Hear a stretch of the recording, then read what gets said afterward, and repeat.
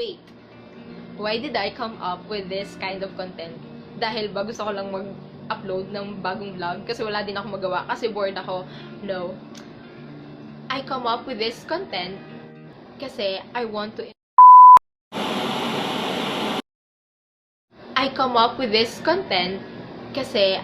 to encourage everyone not to be sluggish this quarantine. Because being sluggish is a sin. And right now, let us unmask together the deadly behavior of being a sloth.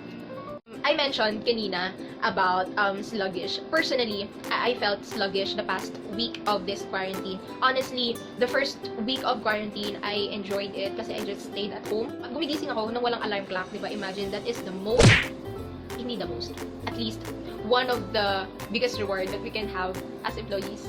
Nagigising ka nang walang alarm clock. For a week, ganun yung ginawa ko, walang alarm clock. So, gumigising ako ng 10:30, 10 a.m., 9, mga ganung oras. That week, I felt, somehow it's rewarding. Pero nung tumagal na, hindi na siya magandang pakiramdam. Kasi pag gumigising na ako ng tanghali na, yun nga, let's say mga 10 a.m., nakatamad ang kilos, wala na din sa oras yung kain ko kasi brunch na nga siya. In short, sa loob ng isang araw na dumadaan, hindi ko inisip, hindi ko pinlanong maging productive. Right now, gusto kong i-encourage kayong lahat, kasama na din yung sarili ko, na huwag tayong maging tamad in this season of quarantine. Let us wake up our minds. Because the Bible compared having this kind of behavior to the character of a sloth. A sloth ha? Sloth? Hindi sloth. Familiar ba kayo sa Disney's Ice Age? Si Sid, right? Yung character ni Sid, he's a sloth animal. If you can remember, other animals doesn't like him kasi nga tamad siya. I mean, that's the perception of being a sloth. Tamad. And a sloth is, well, I haven't seen one in person. They are described as ugly, long legs with long arms. Then it's stretched and they have this yellow claws. They loves to hug trees. They doesn't mind others' businesses. They just mind their own businesses. So in short, wala silang pakialam sa paligid nila. That's a sloth. The biblical images and slogans about a sloth are found in the following verses. If a man doesn't work, neither should he eat. Found in 2 Thessalonians 3 verse 10. The sluggard doesn't get out of bed. He just flops like a wet fish or a rusty door hinge. Lazy people take food in their hand but don't even lift it in their own mouth. If we observe on those passages, sobrang tamad pala talaga ng sloth. But I hope and I pray that we won't turn out like that. And if you search more about the sloths, the sluggards, there's a lot of passages that the word sluggard is used. And I actually searched about the sluggard, and it says there, sluggard is habitually lazy person. When you say habitually, it's like nasa sistema na siya ng katawan mo para gawin. So, if sluggard means habitually lazy person, normal routine na lang para sa taong yun maging tamad. You know what, that it will only take you 21 days to form a new habit. So, how long has it been in this quarantine? Kung naging ganun na yung routine natin, nagigising ka na lang, kakain, tulog, nood, di ba? Baka nakapag-form ka na ng bagong behavior or bagong habit. So, you might wanna check on that. So, going back dun sa word, the common picture of a sloth is flat, idle, and unresponsive. Sloth devastates lives slowly and subtly. Di natin napapansin. And now, let us take a look on those two stereotypes where the sloth hides. Number 1, sloth is a sin of desire. Found in Proverbs 21 verse 25 to 26, it says there, the desire of the sluggard kills him, for his hands refuse to labor. All day long, he craves and craves.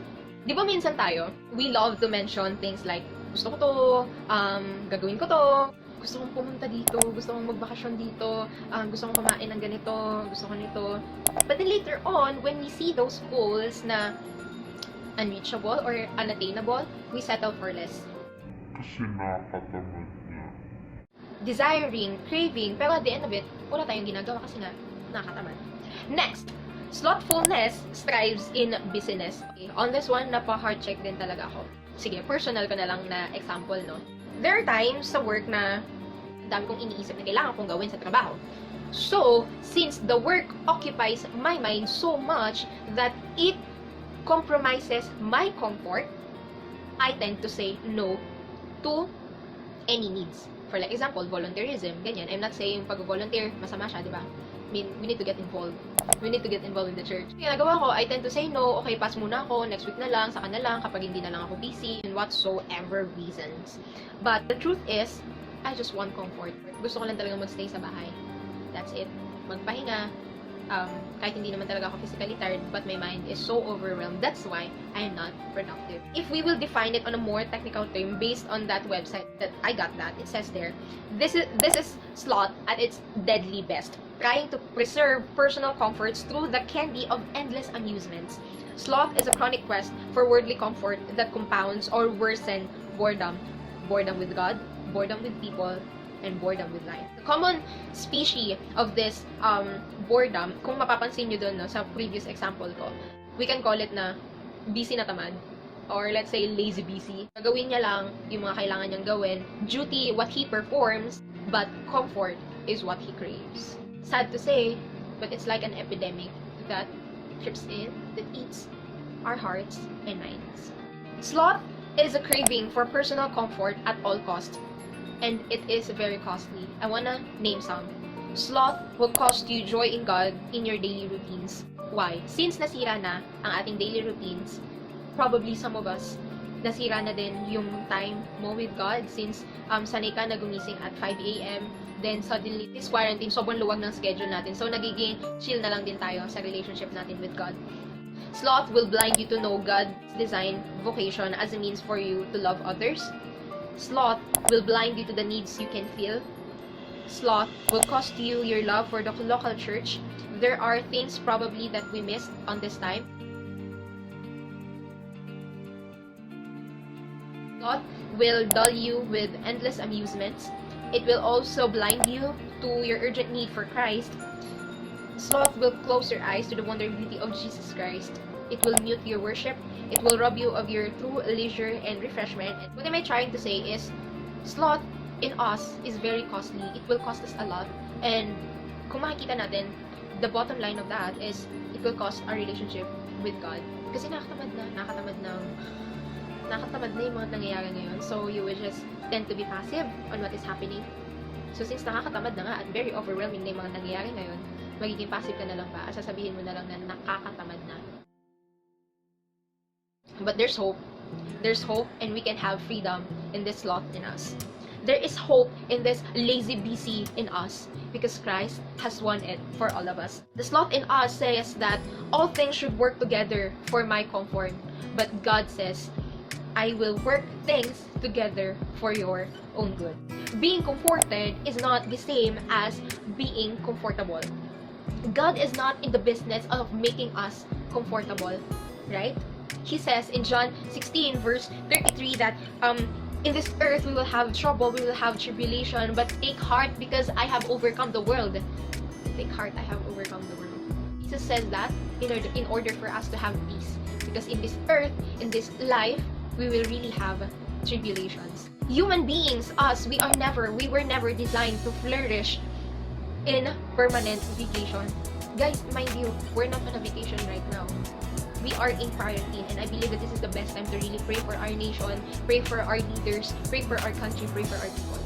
God loves us so much. He doesn't want us to be stagnant in our growth with Him, in knowing Him deeper. Papansin natin with what is happening right now, lahat ng mga comfort zones natin, nawala. Comfort zone mo yung work mo, comfort zone mo yung daily routines mo, comfort zone mo yung mga taong laging mong kasama, comfort zone mo, lahat yun, nawala. Now that those comforts that we have, probably even yung mga sahod natin, yung trabaho natin, di ba? Now that those comforts are out of our lives right now, probably it's time for us to go back on that spiritual awareness that this time, si God lang yung kailangan natin. And that is our comfort. That is our comfort that God will never forsake us. That is our comfort that God will never overlook us. Kung hindi pa kayo nabibigyan ng relief, I believe God will really take care of you. I believe God will be the one to provide food for your family. And in this time, it is only God. I mean, this time, what matters now is our life more than the material things that we have right now. Trials or struggles that we have right now, it is the best time for us to grow deeper in our relationship with our God. And I want to end this by reading the verse in Ephesians 5 verse 15 to 16. It says there, "Be careful how you live. Don't live like fools, but like those who are wise. Make the most of every opportunity in these evil days." Make the most every opportunity in these evil days.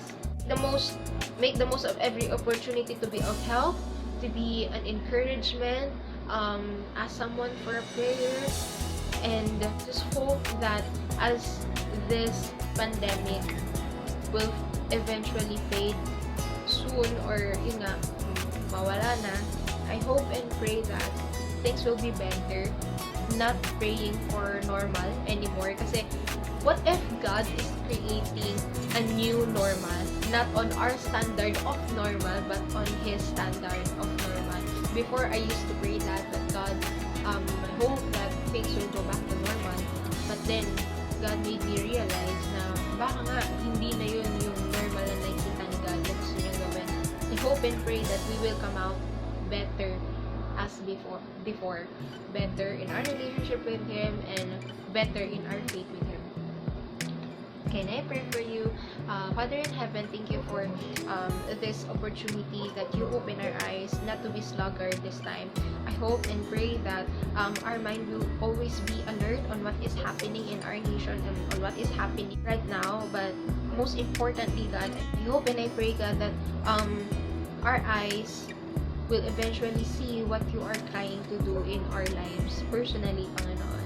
And Lord, I'm lifting every burden in our hearts right now, and would you be the one to comfort each one of us, not just this time, but every day of our lives. This I pray in Jesus' name.